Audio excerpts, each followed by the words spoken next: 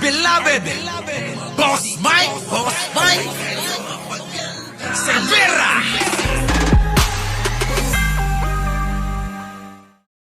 So eto na nga mga kababayan, nako, panoorin nyo na lang ng inyong makita. Eto na, China, binutata ni Pangulong Bongbong Marcos. Bakit? Pasok! Naitigil ang harassment sa West Philippine Sea bilang kondisyon para ibalik na sa Amerika ang mga Typhoon missiles nito na nasa Pilipinas. Nako po. Hindi na anya umasa dyan ang Pangulo. Sabi ng Pangulo, I didn't expect them to, and they haven't responded specifically. They've responded in general terms, saying that what they do is a lawful exercise in law enforcement and all that. But no, nothing specific on the missiles. sabi ng Pangulo, bagamat iginigit ng China na naaayon sa batas ang kanilang ginagawa, wala na itong nabanggit tungkol sa usapin ng Typhoon missiles. Wala ring umanong nabanggit ang China tungkol sa pagpapababa ng tensyon at pagbabawas ng agresibo nilang mga hakbang sa West Philippine Sea. Matagal nang inaangal ng China ang pagkakaroon ng Typhoon missile system ng Pilipinas mula sa Amerika. Tinawag din nila itong mapanghamon at mapanganib. Kaya nananawagang itigil ang missile program. Wala, mga kababayan. Alam nyo naman si Pangulong Bongbong Marcos may paninindigan, mga kababayan. Ilang beses ho nilang yan ipinigilan. Hinahanap pa nga nila yan kung nasaan dahil nga natatakot ho sila rito na maaari natin gamitin kung sakasakali na sila ay makapag-isip na gumawa ng hindi maganda sa atin. Naalala niyo po ba yung mga yung mga spy na talagang sinusukat na nila yung mga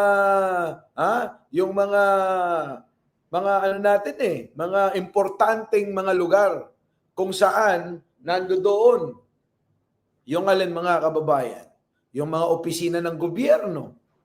O, kita nyo? Wala na, mga kababayan, hindi sila makaporma, hindi makapalag. Hindi nila natanggal yung sinusubukan nilang ipatanggal daw yan dahil nga yan mapanghamon. Paano ngayon?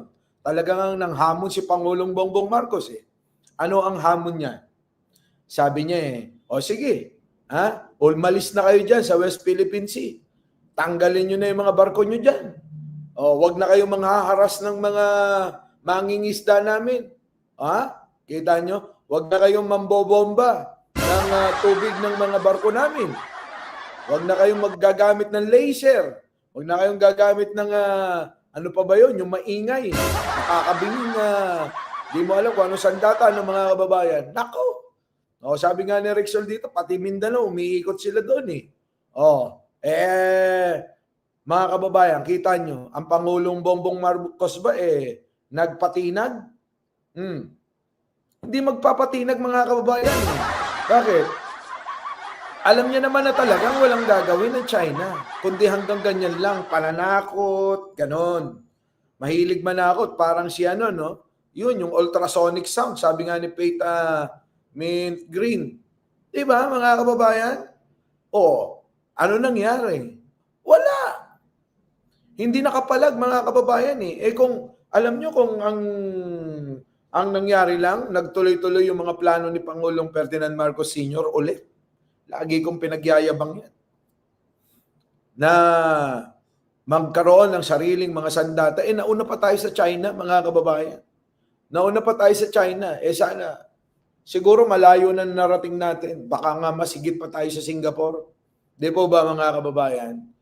Di po ba ang China hindi rin makapalag kay Pangulong Ferdinand Marcos Sr. noon?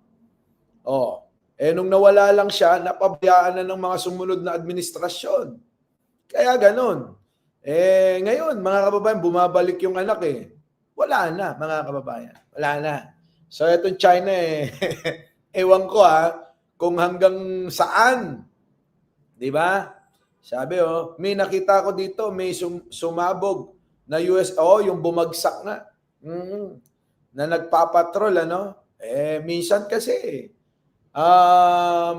parang sa kalumaan na ng mga ng mga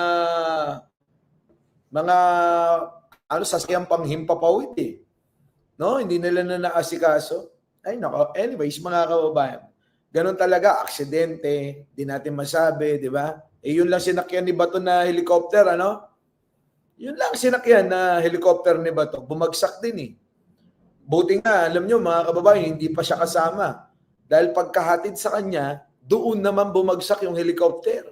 Ha, mga kababayan? Sabi ni Aichang, oo, pakilike naman. Oo. Ayan, mga kababayan. So alam nyo na, wala talaga, hindi sila makakapalag kay Pangulong Bongbong Marcos. Yan, taong bayan mga kababayan. Mahal na mahal pa rin siya. Ang suporta. Ha? Yang ganyang mga ginagawa ni Pangulong Bongbong Marcos, sinusuportan ho yan ng mga kababayan natin. Eto pa, pasok. Junior na walang magiging epekto sa ekonomiya ng Pilipinas sakaling matuloy ang impeachment trial laban kay Vice President Sara Duterte. Sa ngayon, anya, abala ang punong ehekutibo sa pangangalap ng mga investment o pamumuhunan na posibleng magbibigay trabaho sa mas maraming mga Pilipino. Ayan po mga kababayan, dyan ho nakatuong kasi si Pangulong Bongbong Marcos eh. Kita nyo yung mga sinasabi nila, makaka-apekto ba? Wala na hong epekto.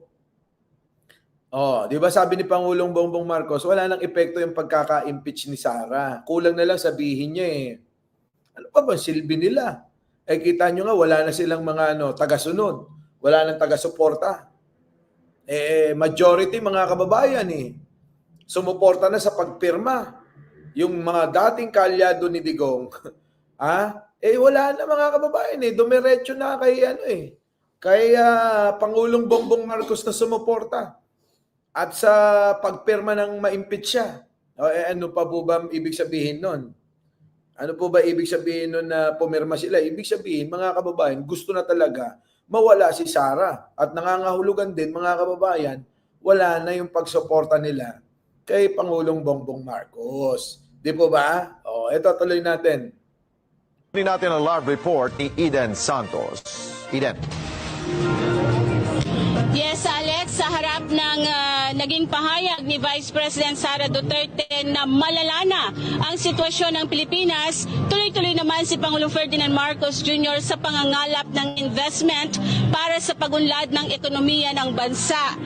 Kita nyo kung ang Pangulong Bongbong Marcos, mga kababayan, ay walang tigil sa pangangalap, ng mga investor ng pagkakaroon ng ikakaginhawa ng Pilipinas.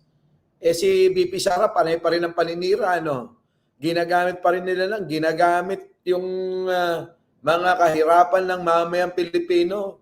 Parang mga kababayan itong si Sara parang hindi pinaghirap ng tatay niya yung mga Pilipino. Ano po?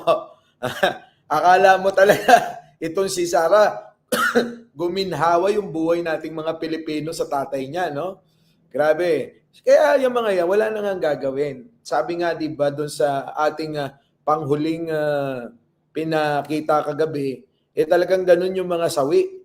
Ganun yung mga tao na hindi makuha yung gusto. Idiniin din ng Pangulo na walang magiging epekto sa ekonomiya ng Pilipinas ang impeachment laban kay VP Sara. Kita nyo, napakasakit niyan mga kababayan. Napakasakit niyan. Yung sabihan ka na walang epekto. Nako Sara, di ka ba nasasaktan?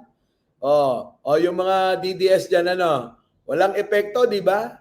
Kahit ma-impeach si Sara, kahit mawala nga siya, walang epekto sa panunungkulan ni Pangulong Bongbong Marcos dahil hindi naman siya mahalaga.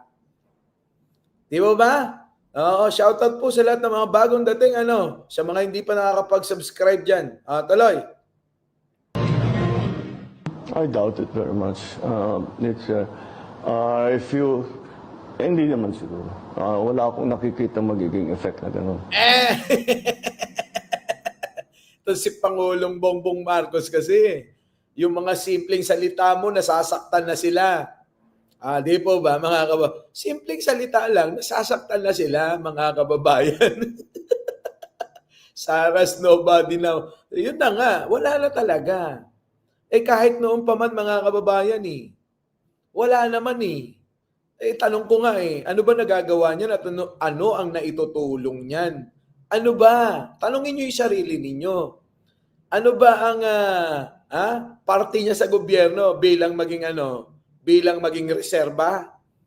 So, paano magkakaroon siya, mga kababayan, ng epekto kay Pangulong Bongbong Marcos kung ang kanyang papel lang reserba? At yun na nga, reserba ka na nga lang at may plano pala kayo na agawin ang kapangyarihan, dapat ginalingan mo na. Imbis na nandugas ka na nandugas, di sana yung mga pondo na yan, ginamit mo na sa maganda. Baka sakali pa, no? Mga kababayan, baka sakali pa. Kaso nga, hindi ganun ang nangyari, mga kababayan. Ang ginawa, mga kababayan, dinugas lang ng dinugas. At hindi maipaliwanag na yung mga kababayan kung saan napunta yung mga pera at pondo niya. Yun po yun. Di po ba? Tuloy. Yan ang kumpiyansang sagot ni Pangulong Ferdinand Marcos Jr. sa tanong kung handa ang gobyerno sa posibleng economic impact ng impeachment trial kay Vice President Sara Duterte. Wala nga eh. Walang dating. Walang epekto. So yun po maliwanag, sabi mismo ng Pangulo. Walang epekto yan si Sara. At siguro naman nararamdaman nyo rin, walang epekto. Kita nyo, ilang araw na ang nakalipas mula nang ma-impeach si Sara. Mag-iisang linggo na, may nangyayari na ba? Meron bang pagbabago? Wala naman, mga kababayan eh. Di ba? Meron bang tao na nanggulo doon sa EDSA? May nagrally ba para sa kanya? Wala ho. Tignan nyo. Dito, yung mga engot-engot, di ba? Iilan na lang eh. Paisa-isa. Yung mga paisa-isa na yan, ganyan din, karami, kung ilan yung sumusuporta kay Sara. Wala na. Ano ang tungo nito, mga kababayan? Tuluyan ng magbabago ang isip ng mga taong nandyan sa Senado na umampi pa o pumabor pa kay Sara. Sapagkat yung mga politiko, alam nyo naman laro nila. Di po ba? Alam naman natin laro ng mga yan eh. Kung saan malakas, doon sila. Doon sila nagsisiksik. Parang mga linta.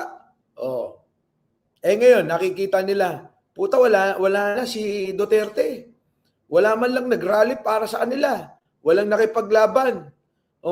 Yun lang, yung mga nasa social media. Hindi mo malaman kung sino ba talaga. Mga makina ba yan? Trolls ba yan? Di po ba? Yun yung mga nagsisisagutan na walang mga muka, walang pangalan. Yun po yung mga yan. Nakalak yung profile nila. Yun po yung mga yan. At isa pa, mga kababayan, eto pa. Etong mga vlogger nila, nasa social media lang matapang. Kita nyo, galing talaga ni Pangulong Bongbong Marcos mag-isip, Biruin ninyo, ganun-ganun lang pala. Dito mahimik sila.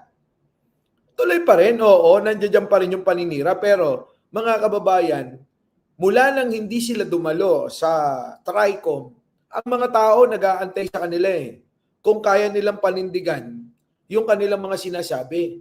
Kaso nga mga kababayan, hindi nila napanindigan Di po ba? Hindi nila napanindigan lahat ng mga sinasabi nila sa social media. Di ba ba?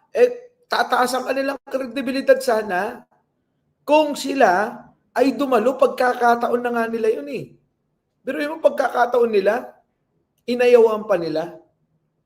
Di po ba mga kababayan? Pagkakataon na ng mga DDS vlogger na matatapang sa social media na sila ay magpakita sa TRICOM dahil ang mga tao nag-aabang sa kanila. Lalo na yung mga taga-suporta nila. Kita nyo ang epekto. Yung mga taga-suporta nila sa social media, nawalan ng gana. Bakit kasi nalaman nila, takot pala kayo Daldal lang pala kayo ng daldal sa social media Di ba? Nga, TRICOM. TRICOM yun, hindi Quadcom. Di ba?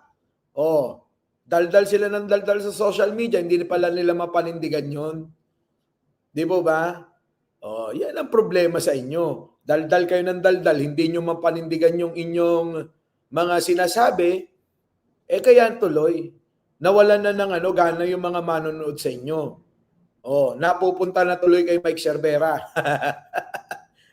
Tuloy. Sakaling ituloy ito ng Senado, dagdag pa ng Pangulo. Basta't patuloy yung ang ating pinaplano, ating mga strategy tungkol sa investment, tungkol sa mga bagong structural changes na lagi kong pinag-uusapan. Mga bagong mga proyekto, mga kababayan, ang gustong tukuyin ni Pangulo, sisingit ko lang. Alam nyo ba yung bagong proyekto? Sa mga taga-Antipolo, matuwa kayo. Kasabay ng paglaki Ayan, populasyon ng Antipolo. Tignan nyo mga kababayan, bago na naman proyekto, mga kababayan. Ang Pangulong Bongbong Marcos, grabe ito, sobrang sipag at sobrang mag-isip, kakaiba. Panoorin. Ito yung sinasabi niya, hindi po tayo tumitigil sa paghahanap at paggawa ng mga proyekto, paghahanap ng mga investor para makatulong sa ating ekonomiya. Tingnan ninyo mga kababayan, panoorin ninyo sa mga taga-Antipolo, congratulations sa inyo. Kasabay ng paglaki ng populasyon ng Antipolo, lumalala din ang traffic dito. Kaya may bagong solusyon ng gobyerno. Ito ang Antipolo Cable Car Project under Build Better More ni PBBM. Magiging pinakaunang cable car system sa buong bansa. Ito ay magdudugtong sa MRT Taytay Station at Antipolo City. Ang konstruksyon nito ay magsisimula sa 2026 at matatapos sa 2028. Kita nyo mga kababayan? Grabe, no? Mga kababayan, magkakaroon na tayo ng cable car. Saan? Sa Antipolo. Alam naman natin mataas dyan sa lugar na yan. Di ba? Kaya napakaganda, no? Hindi na maidiretso sa Antipolo dahil nga mga kababayan, mataas na lugar. Ngayon, ang gagawin, ang paraan, cable car na lang. At ikukonekta ngayon, mga kababayan, doon saan? Sa MRT, LRT. Ang galing, mga kababayan, mag-isip. Napakagaling mag-isip, mga kababayan. Isa pa nga, Boss Mike, isa pa. Kasabay ng paglaki ng populasyon ng Antipolo, lumalala din ang traffic dito. Kaya may bagong solusyon ng gobyerno. Ano ang solusyon, mga kababayan? Dahil nga yung Antipolo, kung dati puro bundok lang at puro mga bangin lang makikita natin dyan. Ngayon mga kababayan, dami ng kabahayan. Di po ba? Ang bilis talaga ng panahon. So ano ang solusyon?